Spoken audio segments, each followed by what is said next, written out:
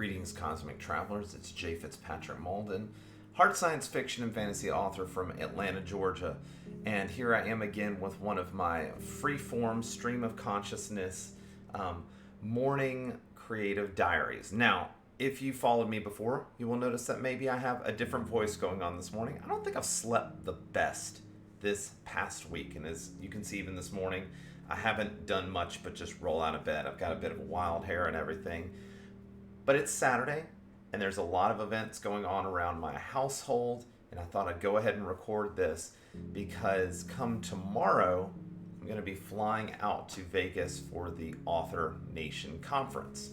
And so it has been a big week in my life. I've been incredibly busy, but also it's been a big week in the world. And of course, in any kind of change, in any kind of shift in really the reality around us and what we expect out of everything, and our leaders and people we know, and the economy, like whatever it may be, it gets all of us a little bit reflective, or maybe not all of us, but at least gets me reflective. And so I wanted to share a few things before they weren't in my mind any longer, and I've got notes down here on my phone, but I want to share a few things that just really I've been thinking about. And so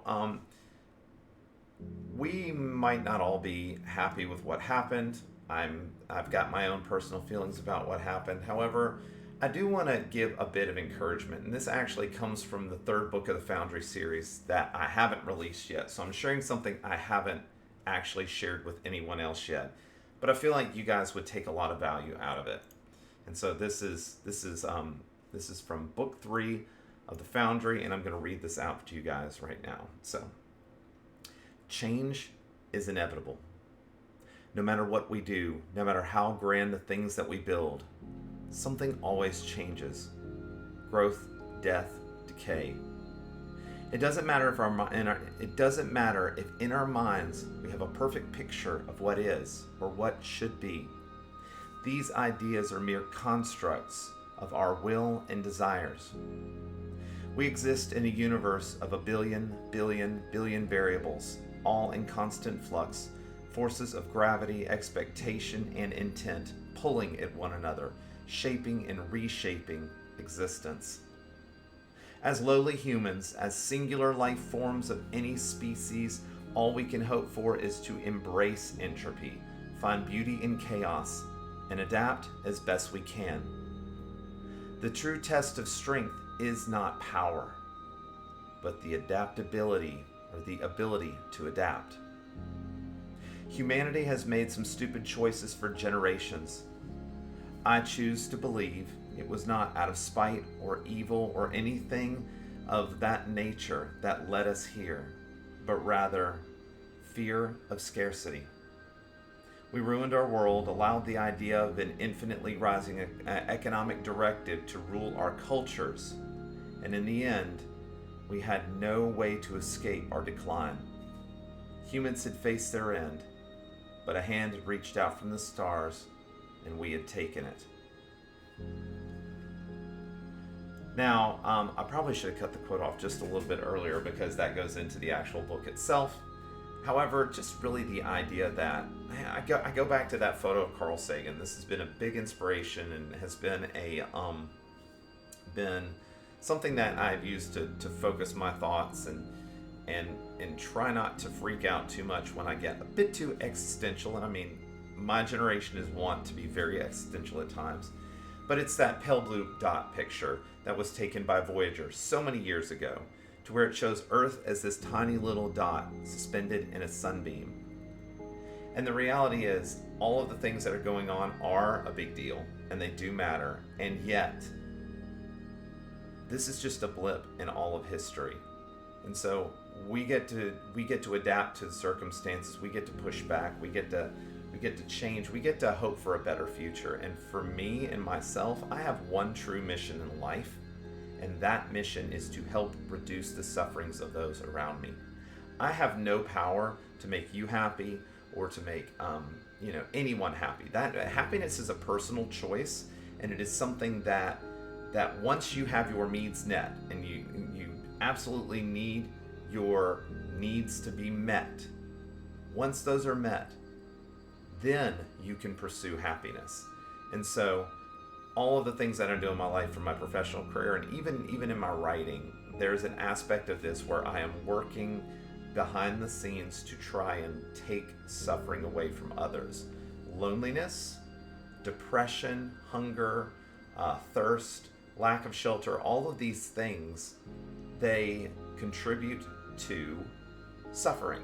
And because they contribute to suffering, they keep people from living that full version of themselves. Going back to Maslow's hierarchy of needs, they don't reach that self-actualized self without having their needs met. Safety is one of them as well.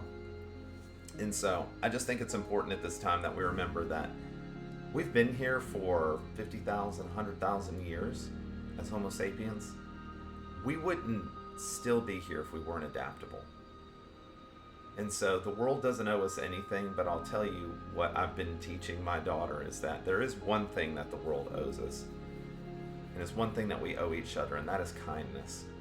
We don't always have to agree with each other. We don't always have to take somebody's side. But there's one thing that I can say is that we all owe each other kindness, because no matter what, the other people you meet in this world are a part of you. This globe of ours, this planet, it's a living, breathing entity, and I think it's important to remember that those people are as much part of this place as you are. And I mean that in all aspects of this. And I don't care how the election turned out in this context, okay? There will always be people in this world that you don't agree with. And there's going to always be people in this world whose values do not align with yours. And we're all in this together. Nobody gets out alive. And so what can we do to reduce the suffering of others around us such that we raise each other up to live our best life? And so that's all I have to say on that particular topic, but it is something that I have been analyzing and struggling on that. Because of it, there's a book that I wrote a while back, and I do plan on releasing next year, and I'm working on getting the cover art sorted for it. And I've been a little bit nervous with how everything has been, it's been tense with certain groups of people in this particular election cycle. And the book that I've written may be a little bit politically charged, or could be seen that way. And so I was asking myself, do I want to release this? Do I not want to release this? Do I want this one just kind of go into obscurity? And I have decided that we're going to go ahead with it, because I'm going to write the books that I'm going to write. And I'm not going out here to hurt, harm, belittle, or demean anybody. And so this particular book is about two people that are in love with each other. They are space miners, and so we're in the near future. It's set within the Foundry universe. It's in the near future, and they're working to gather resources so that we can build exocolonies around the solar system, so that we can expand beyond Earth. Okay, we've got colonies. We've got a burgeoning colony on Mars. We've got some stations like around Ganymede and things like that are starting to be popular to people. The moon has people living on it now. Specifically, there's a very special real estate development in this called the Gardens of the Moon, because I do work in real estate, so I decided to throw a little real estate thing in there. And so all of this is to say, you have these two characters, Darnell and Lexi, who they call them Void Striders. And they are working really hard to mine these resources to make a worker's living, to be able to help humanity continue, because things aren't so great on Earth. And there's a lot of not so great things happening on Earth. There's some wars. There are some political movements that aren't going very well. There's one in particular that is a core part of the story, and it is called the Fifth Great Awakening. And the Fifth Great Awakening is a group of evangelical Christians who believe, and they're very extreme on one side, but they believe that climate change is the result of God being pissed. We didn't do what it was that we were supposed to. We've fallen away from God. We're not following Him. And so climate change is not the result of humans, but it's the result of God being angry. And so you've got this group of people in the background that is actually a big part of the story, but not in the forefront. It's very much a force in the back. And so Darnell and Lexi have very opposing political beliefs. Darnell is pretty much a conservative from Texas. He was a rancher when he was a kid, and then also Lexi is from Chicago, and she's incredibly liberal. And they both have very different views on this. And the story is really about the two of them kind of finding their middle ground between their two different belief systems instead of just towing the political line on either side. And there's some great discussions in this, but the actual plot of the story is that these folks are down on their luck. They are given the opportunity to commit a crime, to go steal a thing. Let's just put it at that, because I don't want to spoil anything, but to steal a thing. And by stealing this thing, they will be given essentially $2 billion. And so none of them will be down on their luck. And so they go to steal the thing, and then things aren't what they think they should be about the thing. And so it's a cool heist story that also, I think, has a good message about people coming together. And then, of course, it's got a great message of the strength that love can have with two people, and how they can overcome anything, and all those great themes. And so that particular book is called Ground Control to Major Thomas, and you'll be hearing more about that soon. I'm very excited about that story, and I was trying to be very spoiler free in that, so I hope I didn't ruin too much if you were interested, and I hope that at least it's one of those things that sounds interesting. You may want to check it out. It's pretty dang cool. It's hard science fiction. It's NASA. I call it NASA punk.